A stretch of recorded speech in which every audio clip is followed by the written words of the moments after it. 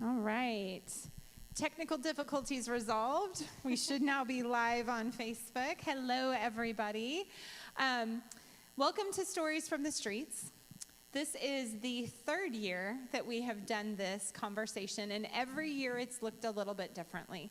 So the very first year that we did this event, we were up on Commercial Street. We had only been a church and going for a short amount of time.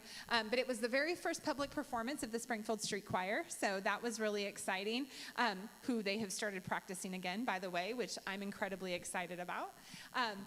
But we were able to gather some advocates together who were able to kind of share their stories, their experiences of working with people who have lived on and off of the streets of our city for a long time. Then last year, what we did was we were in the height of COVID, and so we did an online conversation much like this one, and we were able to just give people a chance to share their stories, their lived experience of what it's been like to struggle to survive on the streets of Springfield. And we had about 4 or 5 different people that shared their stories.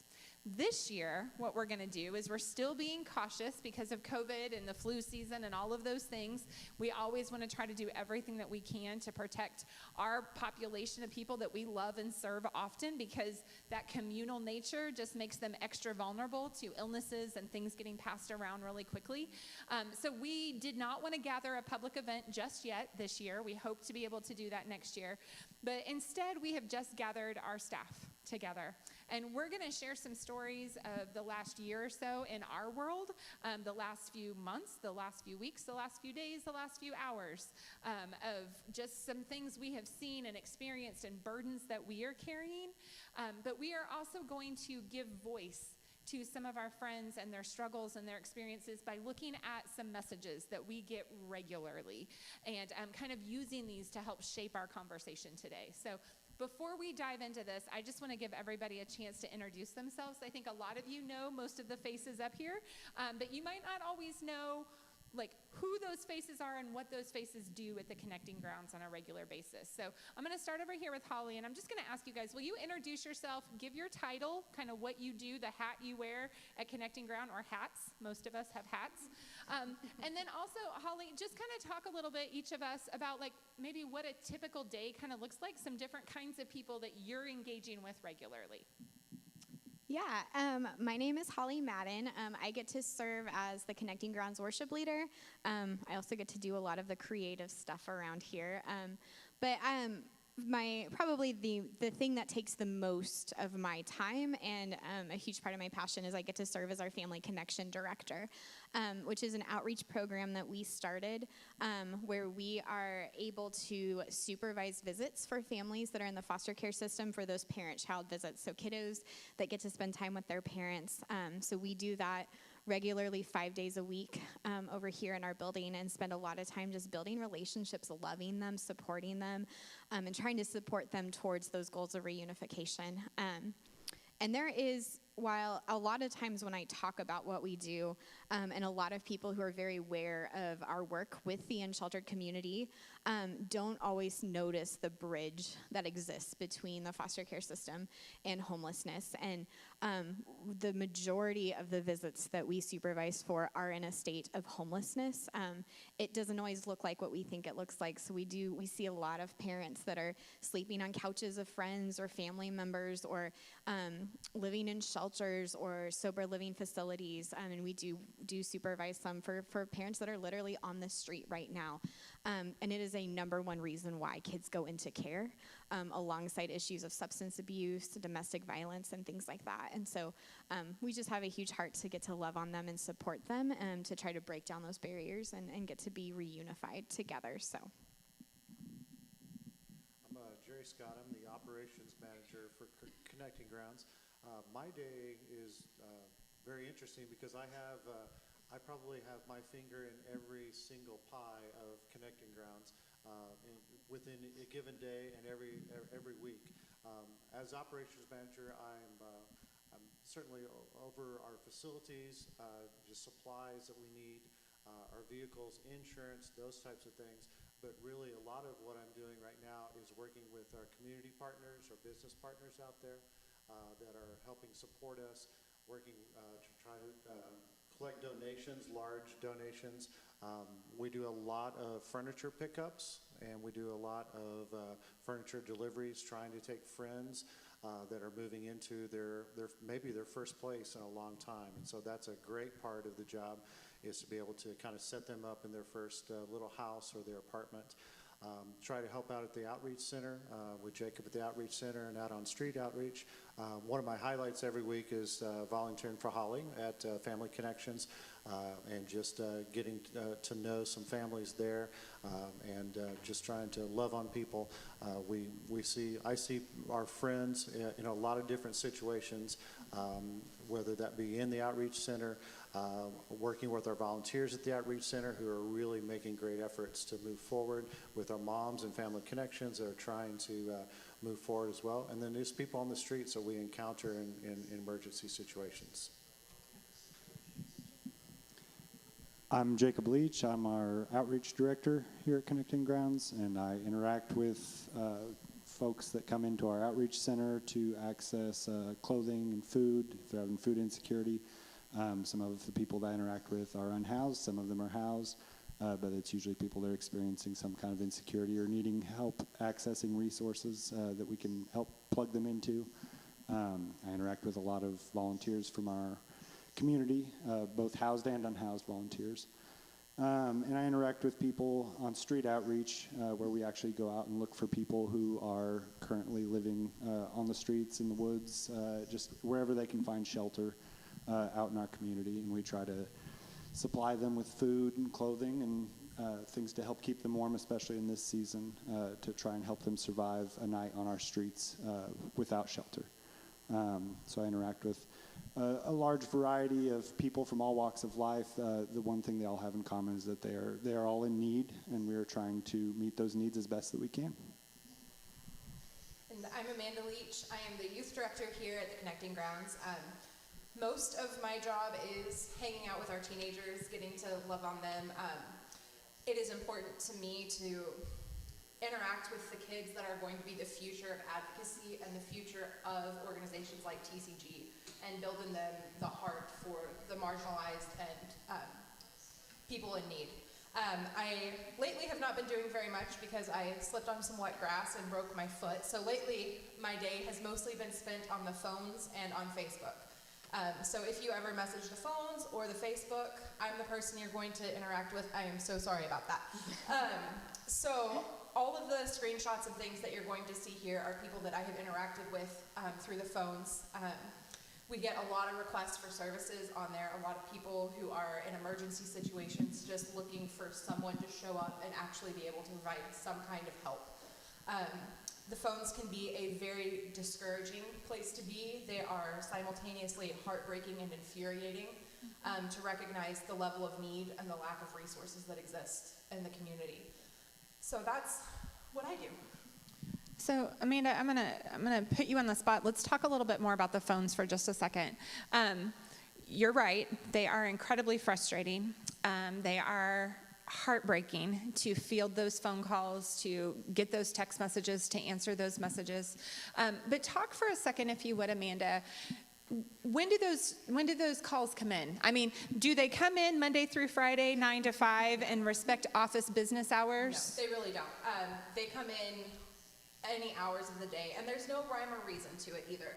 There'll be stretches where we'll go 2 or 3 days where we get 1, maybe 2 messages a day, and then we'll have a period of 24 hours where there's suddenly 50 messages from people whenever camps are swept, especially. When camps are swept, all of a sudden, everyone in those camps is messaging the phone, trying to get someone to just come tell them what to do and where to go. So yeah, there really is no, anytime that you can think of that you would have an emergency, that you would need help, the phone goes off. Yeah, absolutely.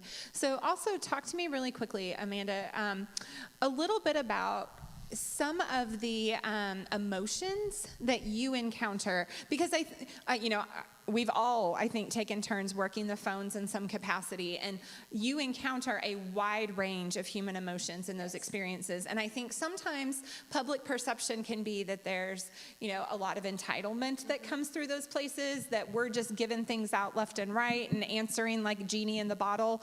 Talk a little bit about what's the reality of those interactions? Yeah, the vast majority of them are a combination of fear and frustration. You're having people who are in incredibly difficult, trying situations. Most of them, by the time they get to our phones, they have been through One Door, Salvation Army, Harmony House, all of the different agencies in Springfield, and have been told, we don't do that, or we don't have funds, or not right now, or they're not open. And then they end up to us, and I get to be the last person in Springfield who says, we don't have the funds to do that. And it's a crappy place to be in. And what I have learned just from handling the phone when there are situations like that, I have never had someone that I've had to say, we can't do that right now, turn around and get angry with me. I have never once had that happen. I've had people who have been frustrated, understandably, I would be too in that situation, but there's never been any sort of anger or sense of entitlement, especially not from the unsheltered who message us. It's usually just desperation and frustration. So we're going to dig into some of these messages, you guys, and they're going to take us in a lot of different places. They're going to allow us to talk about a lot of different topics. Scott's going to be kind of working the computer system for us so that y'all watching on Facebook, you should be able to kind of go back and forth between seeing us and following along with some of these messages and seeing some of them. If everything goes as planned, if not, then I'll kind of read some of these for you. But I want to look at the first two messages kind of together. So we're going to look at the first two and then we're going to talk about them. Okay. So the first one says, hi, my name is, and we blanked it out. I live at blank and I have a sister who's COVID positive and getting out of the hospital today. She lives in blank, and they are weekly. She has been there for over a year and has a good standing job. Her boss will vouch for her, and she's been up for over 2 years. Her rent is paid up until the 18th, but is there any way that someone can help her get some assistance, at least for a week of rent? And then it goes on to say that Salvation Army and other businesses around here who do rental assistance will not help her, and she will be out on the streets come the 18th if somebody doesn't help her. So there's the first one. The next one says, hi, this is blank at the blank. We have a COVID positive woman at the branch with nowhere to go. Do you have any advice that you can give her? So let's talk about a few things here. Number one, let's focus on the obvious, which is let's talk a little bit about COVID. We know that cases are decreasing in Greene County at the moment, which is a good thing. We know that booster shots have been approved, and we need to figure out some game plans. I've got some emails into the health department kind of asking, do we need to be planning to do a booster shot clinic for our unsheltered population, most of whom had the Johnson & Johnson vaccine, because that one dose shot was so much easier than trying to track down and keep track of when people were eligible for second shots. So we know that that's something we need to be doing and addressing this fall going into the winter. But what does our COVID quarantine shelter situation currently look like? Because this summer, when the Delta variant hit, I think we all saw and our community saw that literally there were very few resources in our community. And so we had an outbreak, just a widespread of COVID positivity in our unsheltered population. And we had dozens and dozens and dozens of people who were on sidewalks and in camps and in cars who were sick, and there was nowhere for them to go. So Holly, I know you've been in conversation a little bit with one resource that we know of. So we've got one small motel that I believe Catholic Charities has a contact for, where we can ask if there's room, right? Mm-hmm. But other than that, that's about it, right? So, we have a very, very, very, very tiny quarantine availability in our community, and we could face another outbreak of COVID literally at any time. Yeah. So that's fact number one that I want to talk about.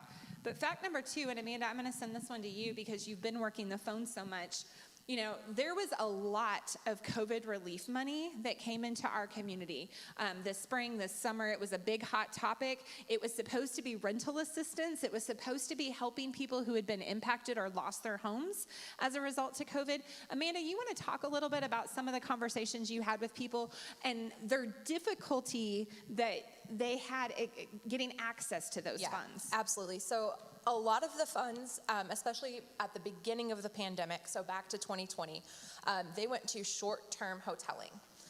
And this was not a preventative sort of hoteling. So this wasn't for people to get them out of their communal setting and into a safe place to quarantine. This was, if you have lost your job due to COVID and are now losing your housing, you can go into this hotel. And this was, if you are COVID positive, you can go into a hotel room. So that's where a lot of the funding, that's where it went at first. Honestly, at this point, the funding we've had for rental assistance, I have no idea if it's just gone up in smoke and is already gone, or what has happened to it. But I don't even know how many people reach out to me on the phone saying that they have been in contact with OCAC, who handles it, or One Door, who also handles it, and have been told that they don't qualify for XYZ reason. And the ones who do qualify have been waiting for a very substantial amount of time. There have been a lot of really desperate texts of, I have been approved for housing, I have the rental assistance, I just have to make it until I can move in 6 weeks. And there hasn't been any sort of intermediary hoteling or housing situation found for these folks who have lost housing and now qualify for rental assistance. So it's been a lot of people with families, with small children especially, that have been messaging us on the phone saying, you know, I have this apartment, I get to move in, I have the rental assistance, I have a job, I'm ready, I just need you to pay for a hotel for a month. Yeah. And so that's been very frustrating for people. It really has. Let's talk about that request, because we get that request. That's the biggest request we get, daily. I would say, daily, is can you please help me with a hotel? Yeah. In Springfield, to stay in a hotel for a month, I think the cheapest place that I know of, and one of the few places that will still allow people with a local address to rent a hotel room, is about $1,000 a month. Yeah. So let's talk about that for a second, Jerry. Like, that's more than most people pay in rent for a house. That's more than most people pay for mortgage for a house, to stay in a hotel room with a bed and not even always a microwave or refrigerator. I know you've made some runs to those hotels. You've dropped off supplies at those hotels. Yeah, it's really financially, it makes no sense. It's completely backwards.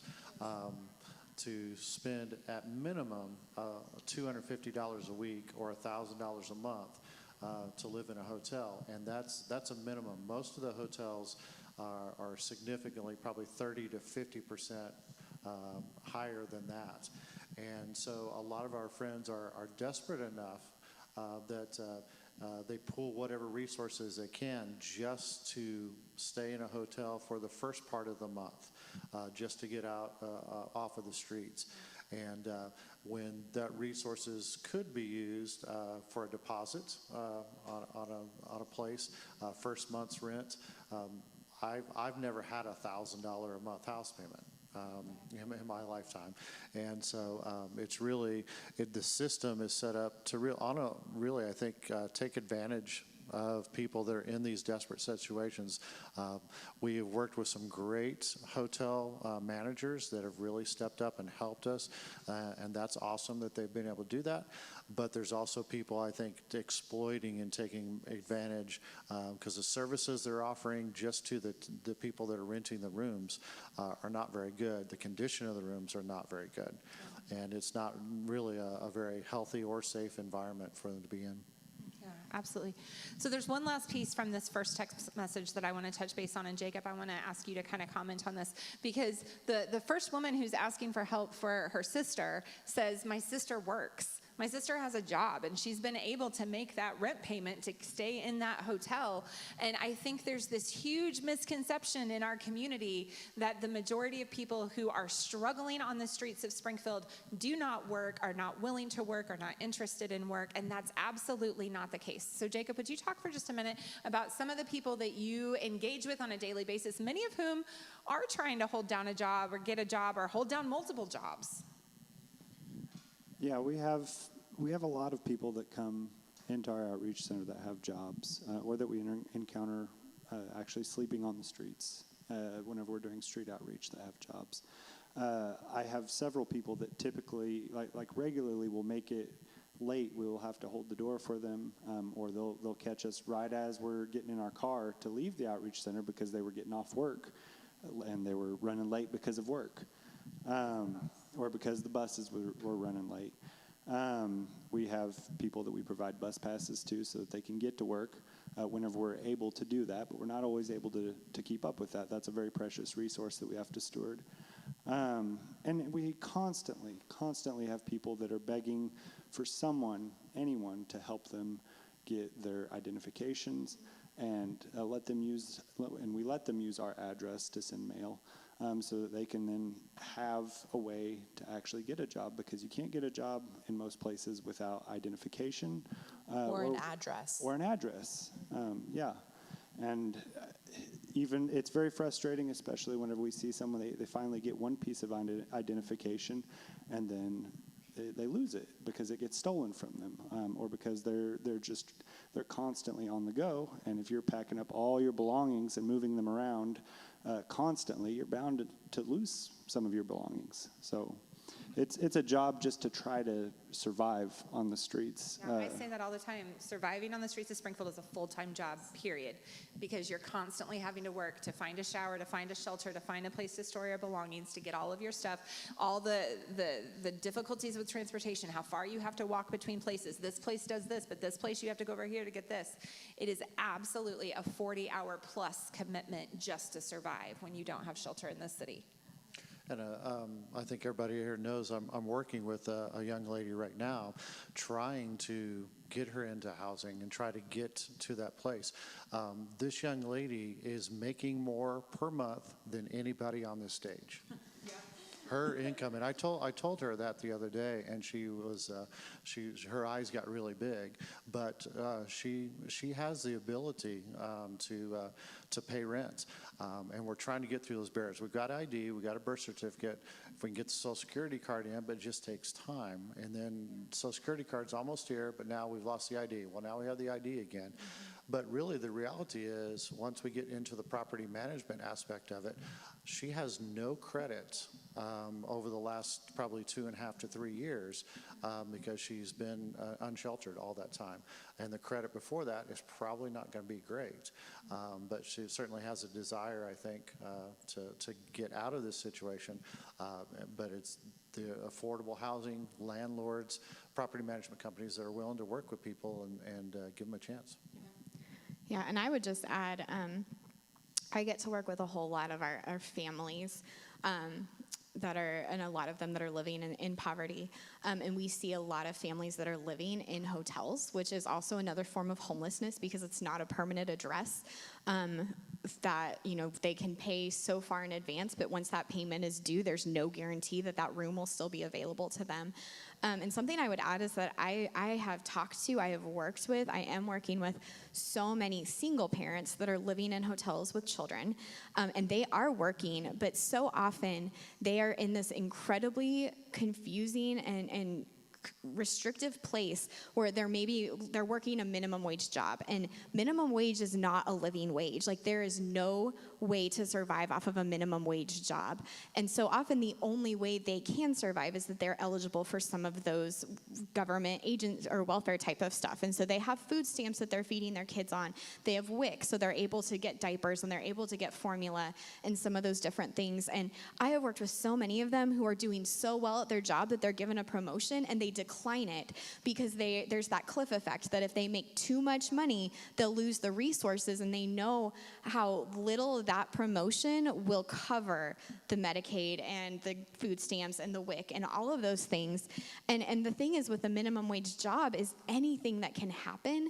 Kiddos get sick and you don't have an option for, there's childcare subsidies, but so few people actually qualify for those. They don't have someone to stay home with their little one and they have no option. So they have to skip out on work, and it becomes 2 days of that kiddo being sick and 3 days and 4 days. And now you have quarantines and having to get COVID tested.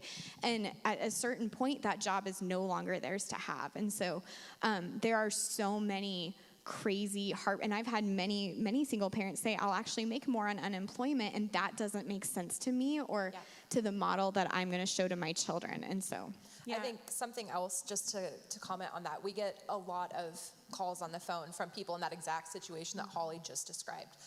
These are people, most of whom have been through the foster system either themselves or as the parent with the children they have now. And so as they are dealing with all of this stress from losing the job, from trying to survive on minimum wage, from the threat of the loss of benefits, in the back of their mind constantly is, if I am not in this hotel, my children are taken from me for being on the streets. that is a constant fear that is looming over them. And that kind of fear can be incredibly, incredibly detrimental to your ability to be able to pursue better choices. So it's very frustrating to hear people put it in that kind of language that if they made better choices, if they just got a better job. It's very hard to get a better job when you don't have the guarantee of childcare, when you are terrified of the 2-week span in between jobs where you're not paid and the potential for losing your child during that time. There just isn't any kind of grace really shown for that. Well, and I think it's important to note, too, voters voted to expand Medicaid and adult Medicaid in Missouri, which I'm grateful for. But other services haven't expanded likewise. So things like WIC, things like sliding scales at places that offer medical care and dental care at adjusted rates, those things also are not adjusting likewise, and that's something that needs to happen in this community. Something else to point out about WIC is once your children hit 5 years old, you're out. Right. So if you're a family whose children are over 5, all of a sudden you have lost that major portion of your ability to feed those children. Right, absolutely. So let's go to another message. This is the next one that Amanda pulled out. It says, my name is blank, and I have recently been kicked out of where I was staying, and I need help with a place to go. The men's shelter does not have any free beds open. So there's 2 things in here I want to talk about really quickly, and that is, Holly, you touched on it a second ago. The place that I was staying, I've been kicked out of. One of the things that I think is really critically important for us to understand, and this is one of the reasons why I push back against the point-in-time count being the only measurement that is used to gauge the amount of homelessness in our community, is because there is a lot of invisible homelessness. When we go by HUD, government definition of what is someone who is essentially, quote unquote, homeless, unsheltered, houseless, without a permanent place to be of their own, that includes people who live in hotels, people who are couch surfing, people who are crashing at family and friends, people who are staying in a shelter, people who are sleeping in their cars. And what is really important for our community to understand is, for some of those people, that can change with one argument. That can change with one utility bill. That can change with one time that we run out of groceries too fast. This isn't working anymore, right? And someone can find themselves on the streets really, really, really quickly. So Jacob, talk a little bit about that and just kind of that transient nature, because sometimes I think, people think, okay, well, there's X number of homeless people, so you see the same people every single night on outreach, right? Or you see the same people every single time at the outreach center. But the truth is, we see new people every single time that we're out. Absolutely. I see new people almost every time I'm at the outreach center, even if we're not open, just walking up to the bus stop, and they see that we have some hand warmers and some gloves and maybe some water and snacks out in our street aid station out in front of the outreach center, and they walk by and just grab something to eat. I see new people there all the time. I see them on outreach. I see them come into the outreach center. Sometimes I was on the streets 5 years ago, but I've been off the streets, but then something happened. Sometimes I'm brand new to this. I don't know what to do. Where do I go? I never thought this would happen to me. I hear that all the time. I never thought this would happen to me. I'm not that kind of person. And there is no kind of person. It's anyone that is in just the right combination of circumstances. Yeah, absolutely. So the other piece of this message I want to touch base on is they said they're out of free beds at the men's shelter. So one of the things not everyone knows and not everyone understands is when they're talking about that particular shelter, they're referring to Victory Mission. And we're grateful for the work that Victory does. We're grateful for the shelter that Victory offers. But there are only a portion of Victory's beds that are designated as free beds. And they can stay there for 30 days on the free side. And then after that, they have to go to the paid side where, it's about $80, $90 a week for them to be able to stay there. The idea with Victory's program is they're trying to do boot camp work. They're trying to connect them with employers. They're trying to get them a job. And I appreciate those things, but on a night like this gentleman found, if the free side is full and he can't afford to pay for the paid side, there's not an option when we don't have crisis cold weather season open, because really our crisis cold weathers in Springfield shelters are the only no barrier shelters where you can literally just walk in, no ID, no anything, as long as there's room, you can stay. I'm a big advocate. You guys hear me yell and scream about it all the time and just pray for it all the time. We need a 24-hour shelter in this city that is free beds with no barriers. Anybody want to echo that, touch on that? Well, we had a gentleman that came in the outreach center yesterday. He was just released from the DOC, and so Department of Corrections. Yeah, for Department those of you that might not Corrections. know. Yes. So he came in with a friend who had picked him up, brought him to the outreach center. We got him some supplies, some clothes, just some basic necessities, and then trying to figure out where does he go. Yeah. Because we looked up, we called Victory Mission to see if they had a bed on the free side. He doesn't have any resources. He doesn't have any family. He has no support system other than the person that brought him in. Mm-hmm. And so I know last night he stayed in the woods. And the thing about it, and I was going to piggyback on what Jacob said a while ago, one thing I've been so impressed with our friends is when they see somebody new to the streets, they take them in almost like family, and almost instantly showing them the ropes, trying to teach them how to survive, how to be safe, how to protect their belongings, those types of things. They really look out for each other very well. And in this case, this gentleman, I think, he was nervous. He was kind of scared because trying to figure out. And I saw him tonight at dinner. He was up there and grabbed a sandwich. And what is the opportunity for him to be successful? I don't know him at all, but what chance does he have to live a better life, learn from his mistakes? Living on the streets and in camps and things like that is not the environment for that. Yeah. So I'm going to name something. One of the, unmentionables, the things that people don't like to talk about or don't want to talk about, but in relation to this conversation, I think it's really important because, hopefully he was released from DOC with any offense that was not requiring him to register as a sex offender. Because if you are a registered sex offender and you are on the streets of our city, we have a very large problem because you can't go to Victory, you cannot go to Harbor House, you cannot access services at Salvation Army. There are very few, if any, situations or solutions. And we have seen individuals who were in desperate need of surgery, and they could not get that surgery because they could not access a place to heal or a place to stay in a shelter situation because of their registration status. So Jacob, talk about that for just a second, because I know it's a really difficult and a really frustrating kind of impasse that we reach. And there's a wide variety of range in that, and it doesn't matter for a lot of people how long ago that was or anything like that. There's absolutely no grace in the system for that status.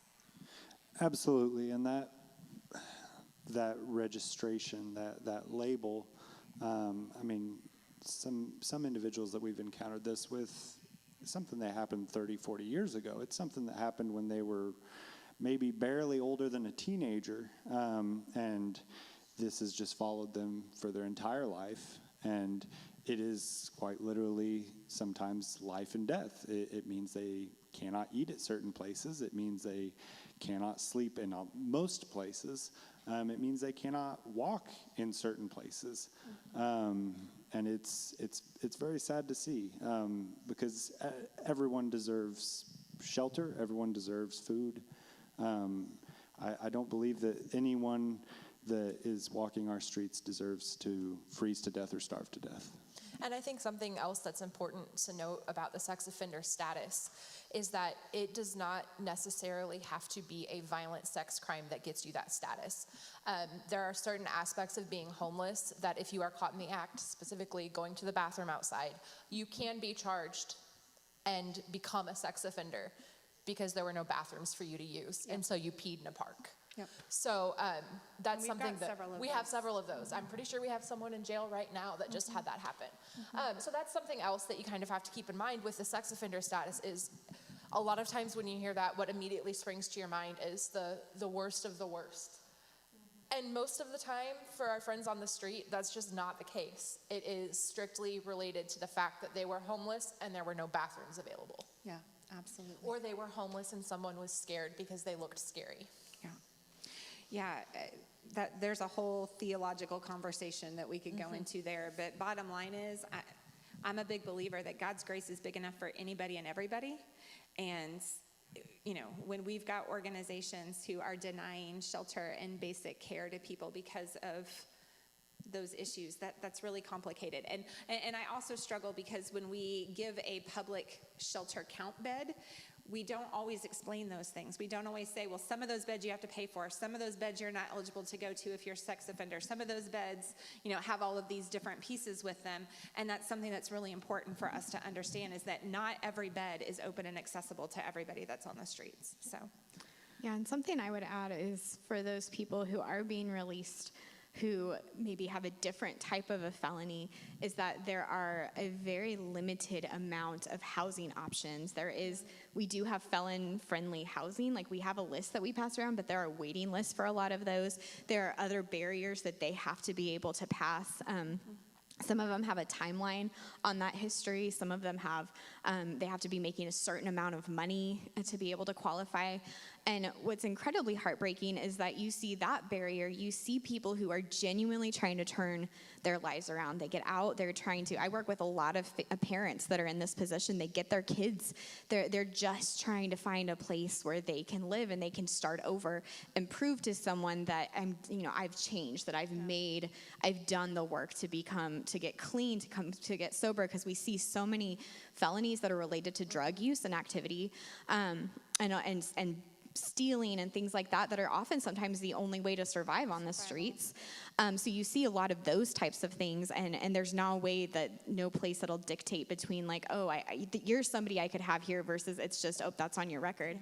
But something I would just add is what's really heartbreaking, especially for women who may have that felony, is that that's where we see so many toxic, unsafe situations, because they can't get into a place on their own, so they end up bunking down with somebody, and sometimes doing it in a romantic way, so that hey, now I have a house, I'm dating this person, because he can have his name on an apartment. And we see a lot of domestic violence in that way. We see a lot of abuse of sex and things like that. And a lot of the times, if you've got kids involved in that situation, you're just repeating these cycles of trauma. And the reality is, a lot of the times at the end of the day, it's just that there wasn't any option for this person to truly have a second chance or a start over. Yeah, absolutely. Absolutely. Okay, so I'm going to shift gears here with our next message. Holly, this one's going to be for you to kind of speak into. This is one of many messages that if we get through them all, you'll see several of these. So we may not talk about all of them quite as deeply, but kind of broadly.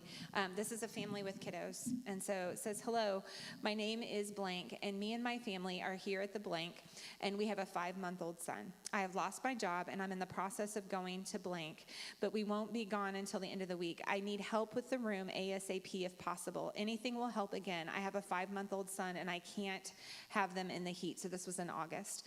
And we have to be out of the room now. Please help. Those cries and those calls, I know Amanda's been getting a lot of them. There's a lot of families with kids in this community. One of my biggest burdens, my biggest frustrations with the system of Springfield is how unbelievably re-traumatizing it is. Because it is incredibly traumatizing to lose your home and to lose your shelter, no matter what that looked like. Eviction, foreclosure, fire, job loss, whatever it was, it's incredibly traumatizing to lose your home. It's traumatizing to have to leave your home and go to live in a motel and just adjust to a different way of life, or live in your car. But when a parent has to choose how to get help and protect their kiddo, the only systems that we really have in Springfield are for them to choose to place their kids at Isabel's house while mom tries to get into Safe to Sleep and maybe dad tries to go to Victory Mission. Hopefully they don't have a dog, because we've had that situation recently, and then mom went to Safe to Sleep, kids went to Isabel's house, and dad slept in a tent because they had a pet. There's a lot of just re-traumatization because families have to be separated in the most part in our system. We have a very, very tiny number of family beds, and we've even had conversations with people who've been asked to choose which kids they were going to take with them because there were only so many spots, and they couldn't take all of their kids with them. So Holly, talk for just a second about what that's like as we work with families, the resources, but also our system on the other side of this. You know, Amanda talks about how I'm so afraid my kids are going to get taken into the system, but talk a little bit about the status of our child welfare system in Greene County right now too. Yeah, I think before I even get there, you talk about the trauma, and like, we work with so many families that did everything they could to stay afloat, and it just wasn't enough. And this is not because they've made horrible decisions. It's not because they have addiction and gambling problems. Like, it's just that their income level wasn't cutting it because their rent had gone up or the utility bill had doubled because we've had economy problems. Like, these are families that have just, and maybe there's mental health or physical health where they've not been able to work, and disability takes a really long time to kick in. Medicaid takes a really long time to kick in to cover some of those medical debts. Like, and we worked with a lot of families that have literally fought to the end when they've lost everything. They've lost their house. They've had to go through and decide which few belongings to take with them to put in their car or in their backpacks. In those situations, I can't imagine sitting there and having to choose what to do with your children. Do you try to hide out in the woods in a tent so you can at least be together but expose them to the elements? Like, so many families know that that is not an option, but we do meet families where they know that there is no other option, and they do the best that they can. To be able to drop your kiddos off at Isabel's house, while as an advocate, I adore the fact that we have an option in Springfield that does not put kids in the foster care system. As a parent, I couldn't imagine dropping my kids off somewhere like that and walking away. Like, you've lost everything, and then you still feel like you're losing your children, even when it's a situation like that that's not a foster care situation. I know we have a lot of families that hotline themselves because they have no other option. We do have a couple different family shelters, but like Harmony House, it's specific for domestic violence families, and there's only a limited number of beds. The other two family shelters, Salvation Army and the El Rancho Motel, like, there's a very limited number of beds. And so if you've got 8 kiddos, you may not have an option to stay at any of those. And so I know families that have hotlined themselves because they know that that's the only way to get their kiddos off the street. And the status of our foster care system right now is that the year of 2021, after the COVID pandemic, is that they're seeing an average of like 12 to 15 more kids per month that are coming into care. But the reality is that there have been many foster homes that have closed because of the COVID pandemic. There's a lot of foster homes that have closed because they themselves were not able to stay afloat in an economy that is just drowning. We're seeing so many more families coming into care because stressors are high and relapses have happened and mental health is bad, and they're sleeping on other people's couches, and just the stressors and the triggers and everything is just a mess. And so you have an inundated system that's seeing more and more kids every single day and not enough beds. And so we have kids that are not only separated from their parents but from their siblings. We're doing visits for kids that are living an hour, 2 hours away, and somebody's going to pick them up and drive them just so that they can see their mom for 2 hours a week. We have kids that are sleeping in children's division offices because they don't have a bed. Children who are sleeping in hospital beds because that children's division office is actually taken by another group of kids. So they just take them to the emergency room and ask for a bed there.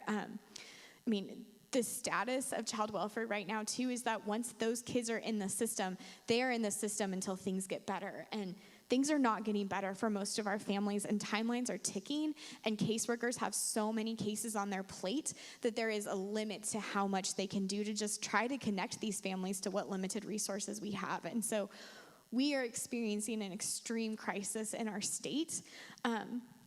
And I feel like as a parent, that would be terrifying to know that that's literally your only option, and there is a very good chance that you're never getting your kiddos home.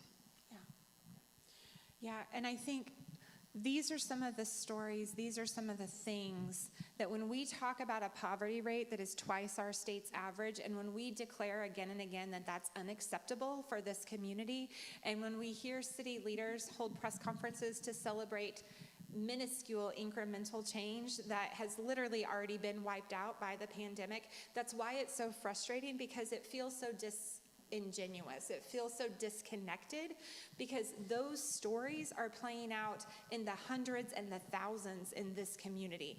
And so our leaders, our nonprofit leaders, our faith leaders, our pastors, you have to open your eyes and open your ears and open your hearts to realize that we cannot keep doing things the same way we've been doing things, because families and individuals and kiddos are falling through the cracks. I would just say, if you are a leader in any of those areas, if you would like to take over the phones for me for just like 48 hours, I think that your actions would change greatly afterwards. So are you volunteering to train? No, I'm not. I'm just volunteering to hand them the phone and let them figure it out. Awesome. Let's see if anybody takes you up on it. Probably not. Okay, so here's the next one. Jerry, I'm going to send this one to you, because part of what you've tried to do, and it's been a little bit complicated for us just because the need was almost so much we couldn't keep up with it, was we attempted over the summer and last spring to organize a transportation volunteer group where we could kind of put out to people who were willing to help drive people to appointments, to drive people, to different things, so that they weren't missing things because of a lack of transportation. One of the biggest ones that we get asked, not just from individuals, but also from parole officers and law enforcement officers, is to help people get to court dates in different counties. So this message says, this is blank. I know it's way past 8 a.m. and it's too late to get a ride down to Taney County to go turn myself in, but is there any way I could reschedule the ride to Taney County for later this week? First of all, I just want to note that this person's trying to do the right thing, right? We get a lot of that because sometimes I think people think, oh, everyone's just trying to run away from responsibility and accountability. But honestly, most of the people that we work with want to address their issues and their problems and get things resolved and behind them. But transportation's a big struggle. Will you talk about that for a minute? Yeah, it is a big barrier for people because, a lot of times people do have these charges out of town, out of county, sometimes out of state, trying to get them to a different state, wanting to stay in the good graces of the courts. And, it's a struggle to find volunteers to do that because it may be a 3-hour one-way trip. Down there. It may be an all-day type of thing, and people are busy, people engaged, and there's also there is a situation where you don't know the person you're taking, and there are certainly some concerns there. It's like, well, this person has a court date, so maybe that's not wise that I take them, and some judgment there of them. But even sometimes just within town, trying to get people from here to there, we use cabs sometimes, and we do have people. A lot of times, it's people that our staff here will certainly run people home on a daily, weekly basis, giving people rides, getting them from point A to point B, if at all possible, or trying to simply using our bus system, which isn't great, but it is there. You can get there, but it is a barrier for people to try to do the right thing, to try to get to a couple hours away. It's hard enough to get from one side of town to the other, let alone try to get it all the way down to Branson can be insurmountable. Yeah, I've taken people down to Branson and the Forsyth and things like that to different court dates. I think something to mention when you were saying a couple hours of way, I had a call earlier this week that unfortunately they didn't leave a voicemail, so I couldn't get a nice screenshot. They were looking for someone to take them to Baltimore, Maryland for a court date. Mm-hmm. So we're not talking always people that are even within a neighboring state. Like, we have requests for people to go to places where they were on vacation and something happened before they got homeless, or it happened when they were teenagers before they moved to Springfield for a job 10 years ago. And there's not anything we can do. Yeah. And the reality is, whenever someone is asking for us to buy them a bus ticket, sometimes we have to sit down and make a decision. Do we spend $150 on one person to ship them out to another town to go to a court date and then maybe be on the streets there? Or do we spend that $150 on supplies to help the people that are right here in front of us? And sometimes it's situations where it's like that would probably be a very good thing for them if we could put them on that bus and send them to a town maybe where they have family. But we're having to choose between helping one person with that money or using that money to do what sometimes feels like a greater amount of good for more people. And it's a hard decision to make because we're not made of money and we don't have a lot of money. We're a very tiny church. Yeah, I feel like if there's anything that I say on the phone, more than anything else. It's, no, we don't have the funds for that. We are a small church. We run off of donations from individual donors. Because that's the reality of it. We are working within a much smaller financial constraint than a lot of the other organizations in Springfield, which is not a bad thing. It just means that there are limits to what we can do. We can't give everyone a plane ticket who asks. We can't send people to St. Louis to see their dying mom. I had to tell someone no about that last week. And it's just incredibly frustrating. It really is. And I will tell you, at least in my tenure it's been over a year now in terms of this aspect of trying to get people from point A to point B. We haven't encountered any problems, and so that's the thing. And the people that have helped out with transportation, a lot of times come back and say, I really had a great conversation with this person, and we had so much in common, and we found out that we actually just have a lot of the same interest in hearing their story. And I say it all the time that if we do take time to hear the stories and to get to know people, we'll find that we have a lot more in common than we think. Yeah, absolutely. All right. Holly's got to go deal with this situation, so we're going to be down to just the four of us to finish this conversation. Do I need to go deal with the situation? No, you don't. Okay. I apologize for coughing. I can't quite get over that little cough that just keeps hanging on. So the next message says this. It says, hello, my landlord is selling the house that we've rented for 3 years. He is doing everything in his power to get us to leave, even though we've paid rent on time. I've called hundreds of landlords and property management, churches, nonprofit organizations, and I even went on the news in desperation looking for a house with the eviction moratorium in place. There's just nothing available because I work and I make too much money for a lot of programs. I worked this whole pandemic in the medical field. My spouse, who also worked this whole time, we've paid all of our bills on time. I'm losing faith, and I don't know how to be homeless with a child that has special needs. It just makes me want to just sigh in frustration. So, any thoughts, Amanda? That one was hard. Mm-hmm. That one was really hard. Sorry, I'm trying really hard not to cry. It's all I can really say to speak into that is after the 12,000th time that you have to say no to situations like this, it just becomes very, very difficult. And I think that as a city, we really, really need to recognize the level of need we have for situations like this, where there are children involved, where there are families who have been doing everything right, and whose landlord decides after 3 years they're going to sell the house. And we don't seem to take that into consideration with a lot of the assistance that is provided. Like this person said, they make too much money for a lot of programs.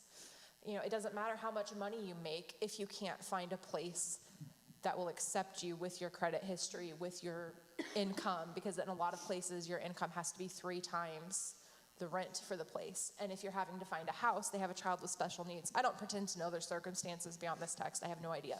But if they're having to find a home that is wheelchair accessible or has some other sort of special accessibility that they have to have, those are often much more expensive than basic housing. Well, and I would like to just add to that again, if you have a kiddo who has special needs in any capacity, whether those are physical, those are kiddos on the spectrum, whatever that looks like, the prospect of having to separate from them at Isabel's house is that much more terrifying, I think, for a parent. If you are someone who has been responsible for their care, you know how to administer medicine, you know how to de-escalate a tantrum, you know how to deal with sensory issues, and maybe somebody else doesn't. And having to face those kind of decisions as a parent are terrifying. And again, we desperately need more family shelters in this city. We do not have enough of them, and we need places that allow families to stay together as parents try to secure housing and deal with those things so that we don't have that re-traumatization of having to separate them. Here's another one, similar example. My name is blank, my phone number is blank, and I have a 7-week-old daughter. We just lost her daddy 2 weeks ago. The landlord is evicting us. We just need a safe place to go. again. We just need more family shelters. Jacob, I'm going to ask you to respond to this one. It says, this is blank. My place got bulldozed and I need a tent, blankets, sleeping bag, tarp, flashlight, batteries, AA, AAA, clothes, shorts, large, pants, 32 to 30, shirts, large socks, underwear, large shoes, size 10, food bag, 2 snack bags, water, Gatorade, red. How many times do we get that SOS? I just lost everything. Every time that either the city or the railroad or a private property owner comes in and bulldozes a camp. Sometimes we don't get anything. We just show up to try and help some friends that we've been bringing supplies to, and they're gone. And where there was once a little camp, it has now been bulldozed. And we don't know where they are, and we have to try and track them down. Sometimes that happens, and we never find them again. We don't know what happened. So before you move on from that, that's really important. Let's talk about that for a second. Because I did a post last year on springfieldmopoverty.com that talked about the dangers of displacing people.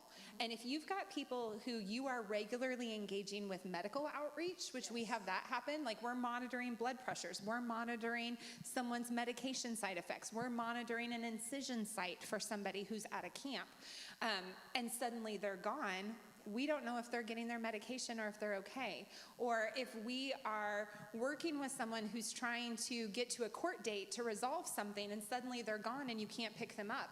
Or if you're working with someone you're trying to get into housing and all of a sudden they're gone, or they've got a job interview and they're gone. This constant moving people and no communication in doing so is incredibly dangerous, and it's incredibly not cost effective either. And I think something to point out there on the communication front, most of these people who are messaging our phones are using a Google Voice number.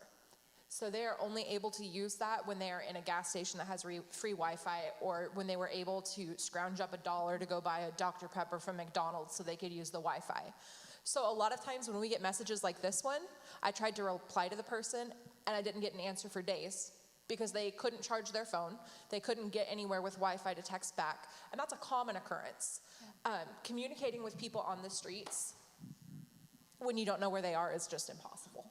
And that's one of the many reasons why our system of sheltering people during cold weather is completely broken, because we rely on the ability of our unsheltered community to be able to keep in touch with the weather, or at least monitor social media so that they can know when the shelters will be open.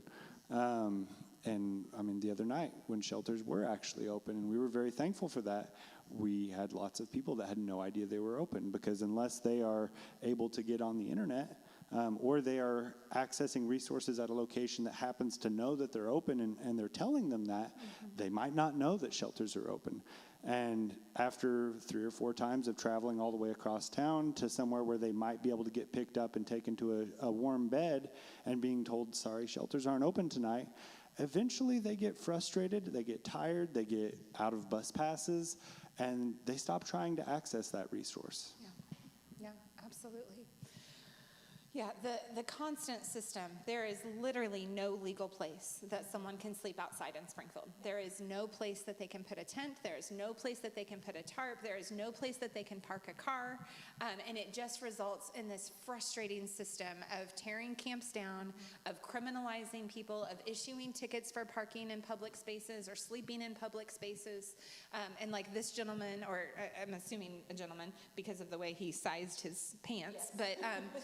But because of the way that he's saying, like, I need this whole list of things, right? Like, based on our experience, I'm going to guess he wasn't home when the bulldozer came, so he didn't have a chance to grab his stuff, so he literally lost everything.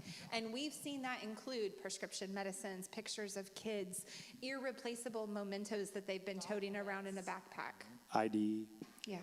And I think something else, if you have never experienced homelessness or dealt with people who are on the streets, that list can seem really long. Yeah. Like, you can look at them and think, holy crap, that's a Walmart shopping list. Yeah. But then you have to really think about what's on that list And if you had to live outside, what would you do if you didn't have a backup pair of shorts or a flashlight with batteries? They might sound like things that seem superfluous, but you have to have them to survive. Yeah, absolutely. And it really affects everybody, because I absolutely respect a property owner that owns property. If he doesn't want people living on his property, I absolutely respect that.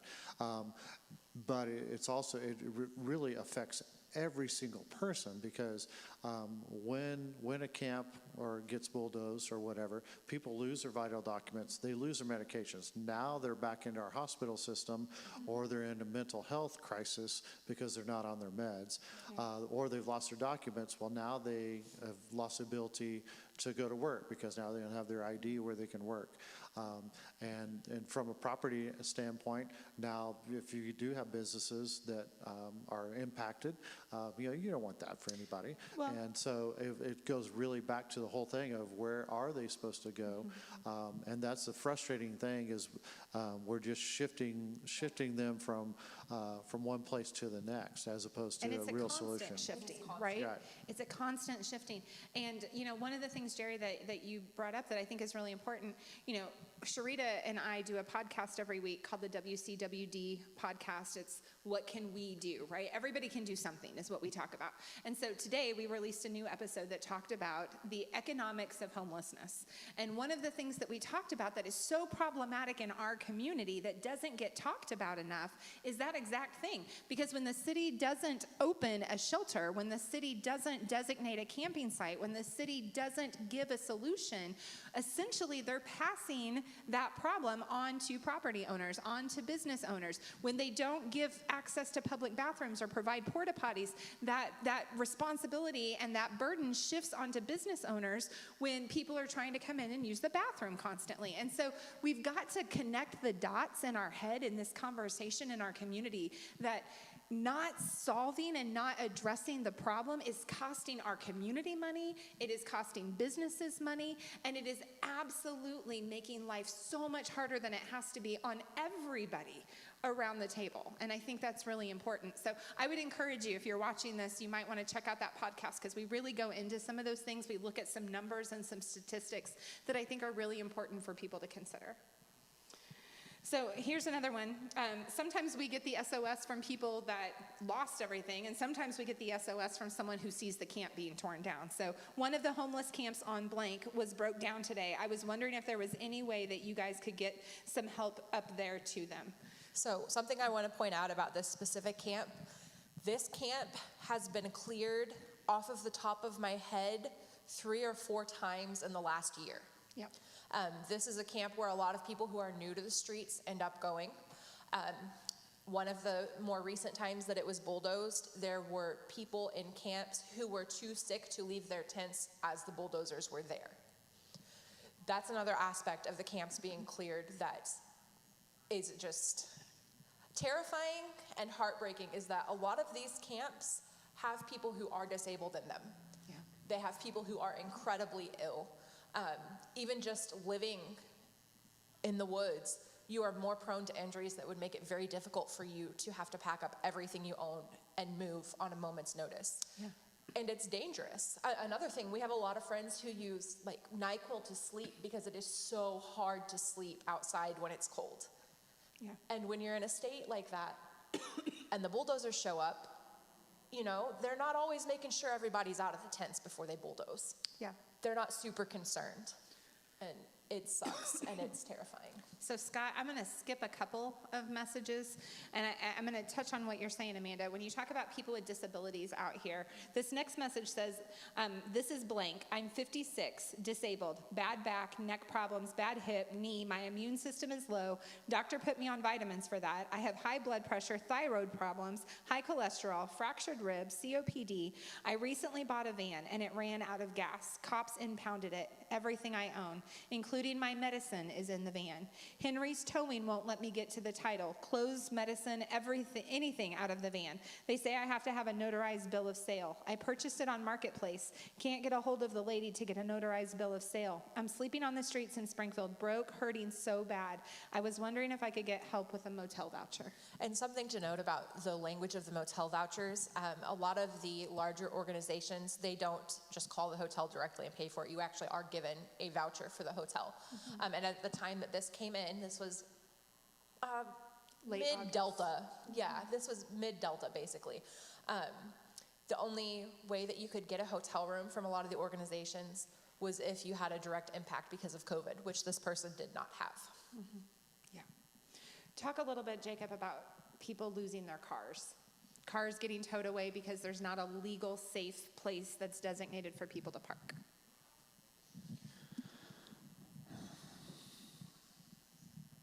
I mean, living in your vehicle is, for a lot of people that we encounter who are sleeping out in the open air, that is the go-between. They lose their house for whatever reason, and then they sleep in their car. And then whenever their car gets impounded because they parked it somewhere they weren't supposed to park, or it breaks down and they can't fix it right away, so it gets towed because it's not supposed to be parked there, then they're sleeping on the streets. They're not able to get around. They're not able to get in out of the rain, get into even a little bit of warmth.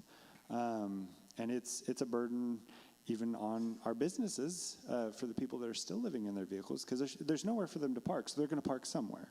And so then you have businesses that are frustrated. I don't want this person parked here in my parking lot, maybe for whatever reasons. Maybe I don't have enough parking spaces, but there's nowhere for them to park.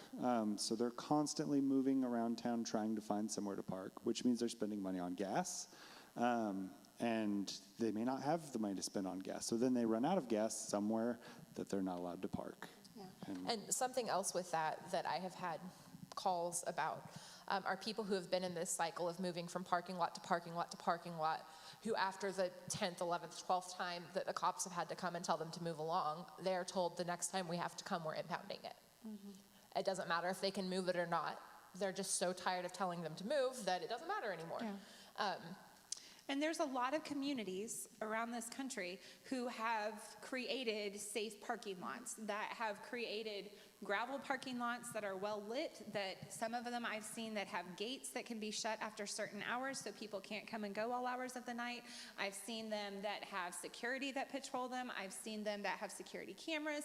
I've seen them that have porta potties and hand washing sinks and showers and trash service and even makeshift kitchens. And that is something that is a very tangible, doable solution in Springfield, but it is something that we have not been willing to do or willing to engage in. And it needs to be a conversation that our community has. And I think also if you are someone who is a mechanic or owns a shop or something like that, there is a huge, desperate need for mechanics who are willing to work on cars for people for little or no cost. There is no sliding scale for car problems. And when that car is also your home and your transmission goes out, you're screwed. You now have a time limit. You know that your home is going to be impounded. Yeah. And we have requests almost daily for help with cars. Yeah, I just came from a situation over at Vets where someone is trying, the vehicle's not safe to drive, the rear brakes are out, and one of our friends is trying to change the brake pads, and they got the wrong one. And so, but now they got the right one, and they were up against the clock because Vets is closing, and the gate closes at 6:30, and they're trying to get this brake pad on there and try to get it reassembled so this person can get their car off the lot, because most of what this person has is inside that car, and if it stays on that parking lot, it's vulnerable for it to get broken into, and that person could possibly live. And, good thing is, it all worked out. The pit crew, our friends, got the tools, and the pit crew got it roadworthy, so it's back out there now, which was good. But we do run into that. Car repairs, batteries, brakes, tires, those types of things. We have lots of needs because people are using their vehicles not just to get from point A to B, but that's where they live. Absolutely. So there's a lot of messages in here. We're going to post this entire album as an album tomorrow morning on Facebook, on our Facebook page, for you to just take some time to read through. I just really encourage you, take some time to sit with these stories from the streets.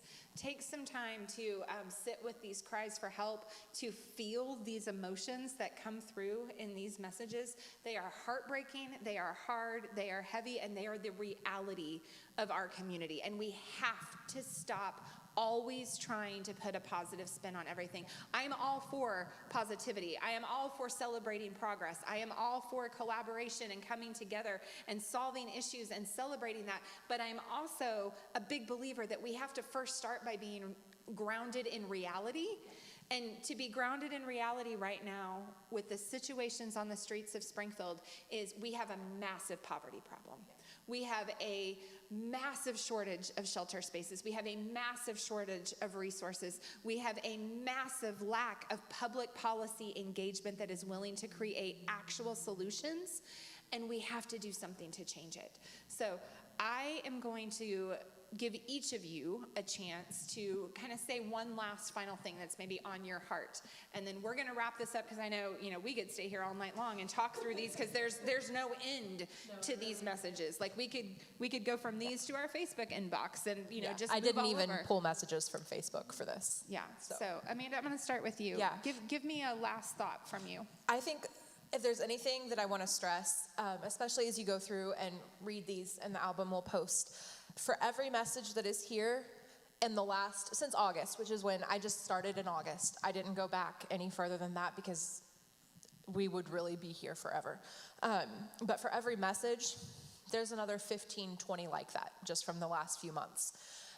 And I don't believe that I included any messages on people seeking recovery services. Actually, you did. Did I? Okay. I've got one pulled up. We have a lot of requests for recovery services, and I spent, just on one person, I spent 8 to 12 hours researching to find a single bed, not just in Springfield, in the state of Missouri and Illinois. Yeah.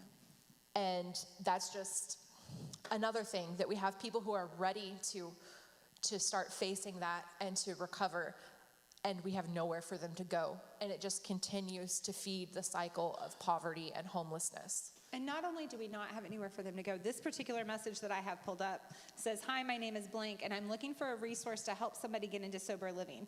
If you could please give me a call back. Thank you." Yeah. Because here's the thing, the vast majority of addiction recovery services, especially in Springfield, cost money. Yes, they do. They're not free resources for the most part. A lot of them won't take people who don't have insurance Right. as well, because they know they probably won't be able to pay for it. Right. And so it's another barrier to people trying to get real help that has to be addressed. And, the other messages that we get a lot are, "I need help. Can you help me get into detox?" Yes. And those are the ones that really break my heart, because if I can get you into detox, I can't get you into a long-term recovery bed. So then we've just done 3 days and we're back out here. And a lot of people that try to go to detox end up getting sent out because they've got high blood pressure, or they've got a medical history, and we don't have enough medical detox in Springfield. And I think another thing, too, to add to that is there are a lot of people who want to recover who will never actually go into recovery, because the vast majority of recovery programs in our area are faith-based, and they have been burned one too many times. Absolutely. Yeah, that's a whole soapbox we could get into for sure. Yes. For sure. But yeah, you're right. There's no shortage of these phone calls, and I think that's really critical for people to understand. Jacob, what's a final thought from you? I think a lot of people get the idea that all of these struggles and issues that we've talked about, that there are plenty of resources out there tackling that. There's plenty of groups that's what they do, and so I don't need to be involved. I don't need to be worrying about it. I don't need to think about it. And if I see anyone that is not actually succeeding to get out of the struggles that they're in. It's their own fault because there's plenty of help out there for them. And I think kind of what we just keep coming back to over and over with all of these issues we're talking about is there's not enough resources. There's not enough resources for women, for men, for children, for old people, for young people. There's not enough resources for people who are housed but struggling, or for people who are unhoused and struggling. There is so much need in this community. And there is so much in this community. There's so many people with the ability and the time and the resources to help that for whatever reason are not engaging with needs. They're not being connected to needs, or they're either choosing to ignore needs, or they're pretending that those needs don't exist, and that someone else has it. And someone else doesn't have it. Someone else is trying to have it and having to say no over and over and over, and getting burnt out and getting exhausted and getting brokenhearted that they can't fix people's problems. I had a conversation this morning with a volunteer that was like, I just feel like I can never do enough. And I said, that's how we all feel. Yeah. So there's a huge amount of need. Please find a way. Everyone can help in some kind of small way, not just with us, with anyone. There are so many different organizations in this town to find a way to help others. Well, I mean, if you're looking for ways to get involved, Community Partnership of the Ozarks put out a calendar for Homeless Awareness Months that lists all the other organizations in Springfield that you can get involved with. So, there's a lot of great resources besides the Connecting Grounds that you can get involved with, because I don't think we made that calendar somehow. Go ahead, Jerry. Well, I always come back to the what is the definition of insanity? Doing the same things over and over and expecting different results. We look back 2-3 years ago, we had the exact same issues that we are facing now. Not enough this, not enough that, not enough this. I mean, it just runs a whole gamut. And so Jacob is exactly right, that without the people, what some people look at as doing small things, without those people, I don't know where we would be right now. I think if you feel like, well, I'm not doing enough, what you're doing is sustaining. It's not a long-term solution, but at least we're getting to tomorrow. That's important.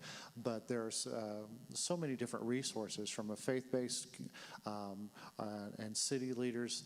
I think what you can do is have conversations, have hard, challenging conversations with the leadership in your church, with the leadership in your neighborhood associations, with the leadership in citywide leaders, people that you know in powerful decision-making process, because I think they're so out of touch, or they're really just trying to shine everything really bright and keep pushing these issues further and further down the street, or trying to bury them where people don't understand. But as we've shared, the need is overwhelming on every level, from kids to families to addiction recovery to shelter, all of those things. And I'll tell you, if you're willing to have those conversations, we're willing to help support you. I know I'm going to speak to a neighborhood organization here in a couple of weeks that they're having their neighborhood association meeting. They asked if I'd come and with a couple of other advocates and talk about things and ways that they can help and things that they can do. I know that there are several churches that I've gone to visit with, that others have gone to talk to. We're willing to be a resource to help in that in any way that we can. Here's my final thought. It's going to dovetail, because it's a call to action for us in two different capacities. Jacob and Jerry both touched on it. If you have any capacity, we need your help. Like, this is not a time to sit on the sidelines. The stories from the streets of our city, y'all, we're not making these up. We're not trying to make things sound worse than they are because, we need sympathy or whatever. This is reality, and it is huge, and it is overwhelming, and it literally is going to take a community to solve the struggles in our community. We need people who are willing to give financially to organizations of all kinds that are trying to fill in the gaps. We need people that are willing to donate tangible objects and materials. We need people that are willing to make meals. We need people that are willing to go out on street outreach. We need people that are willing to sort donations at a wide variety of places. We need people that are willing to get involved and invest in their community. Y'all, I know we've got a lot of churches here, and y'all can raise some missions budgets, and you can raise some money to get on a plane and go overseas. Start directing some of those resources to this community, because I'm a big believer that until we address the problems in our own backyard, we got no business going elsewhere to solve other problems. I think Jesus said something about that. He said a few things about that. So that's part of my challenge to us as a community as a whole. But here's my other challenge, and that is to nonprofit leaders and to community leaders who control budgets, power, and decision making. And that is this. This problem is too big for you to only rely on volunteers.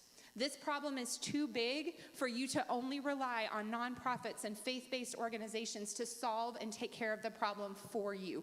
This problem is so large that you have to get involved in this problem. We comparatively, as a city, spend an embarrassingly small amount of money on homeless services. Compared to other cities of our size, our population, our tax base, and our homeless population size, the amount of money that Springfield spends is laughable. And it is unacceptable, and it has to change. We do not need to be building sports complexes. We do not need to be investing in all of these things to make our streets more beautiful if we can't first invest in getting people off of the streets to begin with. Solve the first problem, then make it pretty. But it is incredibly critical that our city leaders understand that you have to stop only relying on volunteers, because it's not a consistent source, and the problem has gotten so much bigger than that. And it is time for us to make some real policy change in this city, for us to finally change some things, not just with Band-Aids, but with long-term new solutions. If you ever feel like just researching it on the comparable population sizes, et cetera, I would encourage you to look up Minneapolis-St. Paul. We have a larger homeless population in the city of Springfield than Minneapolis-St. Paul does. And yet they spend many times more on their community than we do. Yeah. And that's a problem. Yeah, it's not just them. I mean, no, it's everyone. And we have so many cities that completely are finally getting this and doing it, and Springfield just refuses to do that. Something I would point out about Minneapolis-St. Paul as well, I forget what the actual number is, but they have more than 3 million people, right? So they are a lot larger population than Springfield, yet they have fewer homeless people. And I think a large part of that is because they actually fund preventative services. Yeah. Absolutely. Absolutely. Friends, thank you for joining us tonight. As we said, November is Homelessness Awareness Month, but homelessness is all year round. Homelessness does not keep office hours. Homelessness does not keep holidays, even though most of our homeless service providers aren't open and accessible on the weekends or on holidays or late at night. And I understand that. I know that we all need boundaries and time, but then we need to have systems and structures that are in place for the weekends and the holidays and the overnight hours. And so I hope what you hear is that this is a real conversation from real people's stories about real problems that need real solutions in this city. And we will continue to advocate for that, not just because we love everyone and we want to see them housed and off the streets, because that's a huge piece of it. But as a very small church with a giant heart for this city, we also believe this because we believe our city's better than this.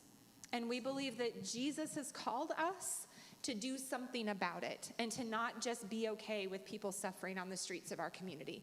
We are called to love out loud. We are called to show compassion and grace and mercy, and we are called to be agents of justice and change. And I hope that this challenges you to find some ways to do that in your own way. Thanks, everybody.